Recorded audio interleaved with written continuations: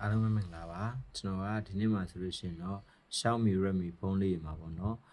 official global နဲ့ China PI stable အလုံးတွေကိုဘယ်လိုနည်းတွေနဲ့ခွဲခြားလို့ရလဲဆိုတဲ့အကြောင်းအရာလေးကိုပြပြပေးသွားမှာဖြစ်ပါတယ်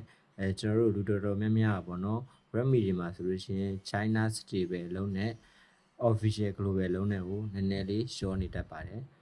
ဟာလေးတွေကိုကျွန်တော်တို့ဘယ်လိုနည်းလေးနဲ့ခွဲရမလဲဆိုတဲ့အကြောင်းအရာလေးကိုပြပြပေးသွားမှာပဲဖြစ်ပါတယ်နံပါတ်1အချက်ကတော့ကျွန်တော်ဖုန်းရဲ့ဘူးခွန်ကိုကြည့်ပြီးတော့မှခွဲလို့ရပါတယ်ဖုန်းရဲ့ဘူးခွန်မှာဆိုလို့ရှိရင်ကျွန်တော်တို့ official global လုံးတွေကအင်္ဂလိပ်စာနဲ့ပဲပါတတ်ပါတယ်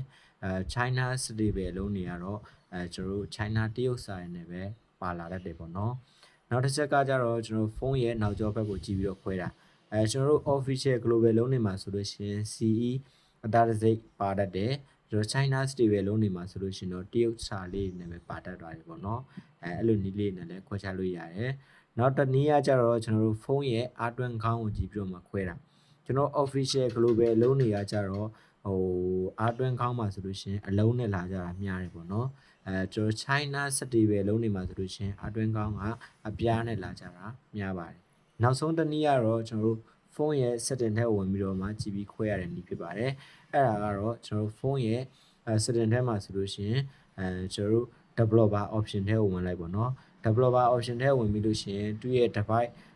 bootloader ပေါ့နော် device activation loss ဖြစ်နေတယ်ဆိုလို့ရှိရင်တော့ iPhone ကဒါ global လုံးပေါ့နော်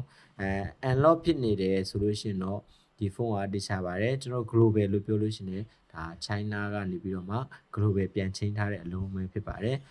ဒီလိုနည်းလေးတွေကြည့်ချင်းအဖြစ်ကျွန်တော် Redmi Xiaomi လုံးတွေမှာဆိုလို့ရှိရင် PI stable အလုံးနဲ့ official global လုံးကိုဘယ်လိုခွဲခြားတည်ရမလဲဆိုတဲ့အကြောင်းအရာလေးကိုသိနိုင်မှာပဲဖြစ်ပါတယ်ဒီနေ့ဗီဒီယိုကဒီလောက်ပါပဲနောက်ဗီဒီယိုမှာပြန်တွေ့ကြပါမယ်ဘိုင်